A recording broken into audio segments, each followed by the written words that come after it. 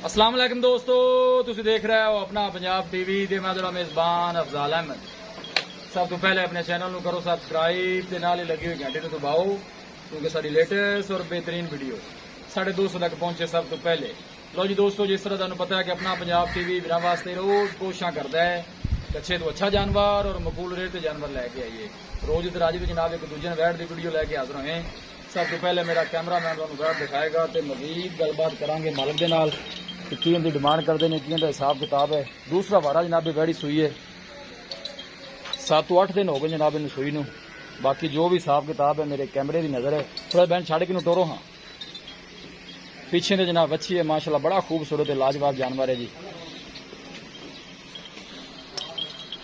पतली बरीक बूथी थी, बिल्कुल छोटा छोटा वैड़ नू कन लग्या जनाब, है देख सकते हो, पूरी माशाल्लाह बरीक वैड़ है जी।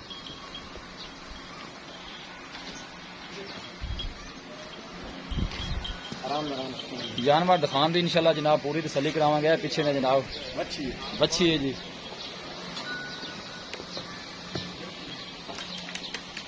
वीडियो ने जनाब मिनट तक देखना है, लाइक भी करना है, शेयर भी करना है। अल्लाह के फजलो करम के नाल अपना पंजाब टीवी की टीम इस तरह ही जनाब इन भी करती रहेगी।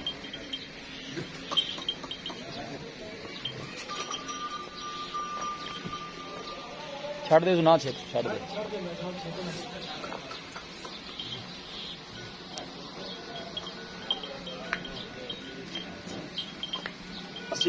भाई बिल्कुल सील सब जनाब देख सकते हो, घर बच्चे नहीं चो सकते ने एवें चोलो बच्चे चोलो जेड़ा मर्जी थान जो पसंद है मुठ दा मोटा मोटा थान हुन भी पैंदी है ते फिर ही देखो ना धार पोली निकलदी है। जी जी बिल्कुल ठीक हो गया माशाल्लाह। धार सख्त ने इथे मोटा था।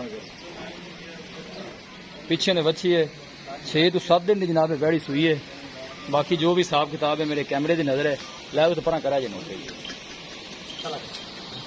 वीडियो ने जनाब एंड तक देखना है। दोस्तों के रिक्वेस्ट है जनाब वीडियो को लाइक भी करना है, शेयर भी करना है।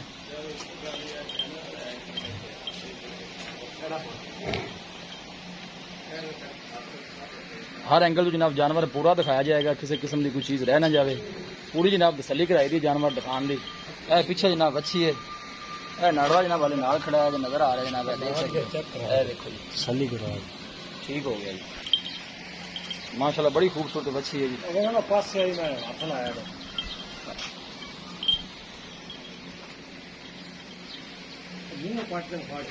हाँ मुंह खोलो, हाँ जी मुंह जरा तसली हो जाए।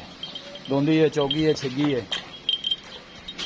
ध्यान सट ना लगा जी। और बस पिछू पिछू पिछू थोड़ा तक अगे लाया जी।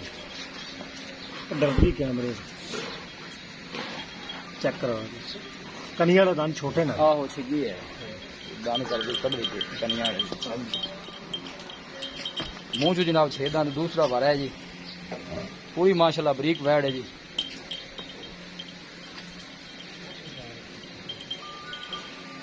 ये देखो माशाल्लाह खूबसूरती लो कोई कमी नहीं जनाब, बिल्कुल पतली बरीक बूथी छोटा छोटा वैड़ नू कन लगे है जी।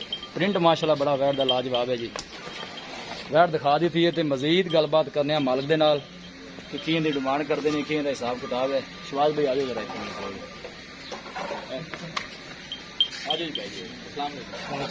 शवाज भाई की हाल? अल्लाह का शुक्र भाई, तबीयत से ठीक है।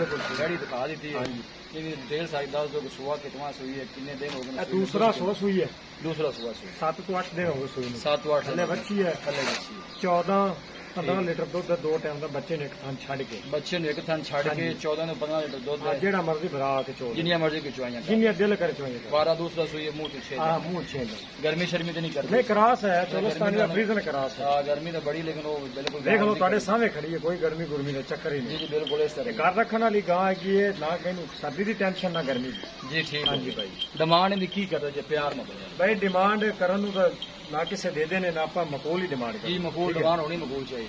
2,60,000 रुपये 2,60,000 हाँ भाइयों वास्ते बिल्कुल फाइनल मेरा रेट है ना। जी जी मौके तो कोई थोड़ा बहुत प्यार हो मैं वही थी थोड़ा बस तुसी मुझ छुड़ाने ही होंगे ने, पहले बंदा वादू मांग बर्दाश्त दो के फैन ला पे के 5,000 रुपये आपा काट 2,55,000 हाँ 2 लाख खाना शाना निकली जाए कोई मसला गारंटी कोई भरा ते 7 टाइम भी चोल अपनी गारंटी होगी जी ठीक होगा मेहरबानी दिखाओ जी काम। दूसरा वारा जनाब बड़ी सुई है, 7 to 8 दिन की सुई है, 14 लीटर की जनाब मालकां की गारंटी। एक थन बच्चे नू पिला के जी। फ्रीजन चोलस्तानी का जनाब एक रास है। ਕਿਸੇ ਵੀ ਸਾਡੇ ਵੀਰ ਬਾਈ ਨੇ ਜਾਨਵਰ ਪਰਚੇਜ਼ ਕਰਨਾ ਹੋਵੇ ਸਾਡਾ ਰਾਬਤਾ ਨੰਬਰ ਹੈ 0301 45 52 144 0301 45 52 144। ਇਸ ਨੰਬਰ 'ਤੇ ਸਾਡੀ WhatsApp ਬਣੀ ਹੈ। ਅਸੀਂ ਉਮੀਦ ਕਰਦੇ ਹਾਂ ਕਿ ਸਾਡੇ ਦੋਸਤਾਂ ਨੂੰ ਅੱਜ ਦੀ ਵੀਡੀਓ ਬੇहद ਪਸੰਦ ਆਵੇਗੀ। ਵੀਡੀਓ ਪਸੰਦ ਆਵੇ ਲਾਈਕ ਤੇ ਸ਼ੇਅਰ ਜ਼ਰੂਰ ਕਰੋ। ਮਿਲਾਂਗੇ ਇੱਕ ਅੱਛੀ ਔਰ ਲਾਜਵਾਬ ਵੀਡੀਓ ਦੇ ਨਾਲ। ਆਪਣੇ ਮੇਜ਼ਬਾਨ ਅਫਜ਼ਾਲ ਅਹਿਮਦ ਨੂੰ ਦਿਓ ਇਜਾਜ਼ਤ। ਅੱਲਾ ਨਿਗਹਬਾਨ।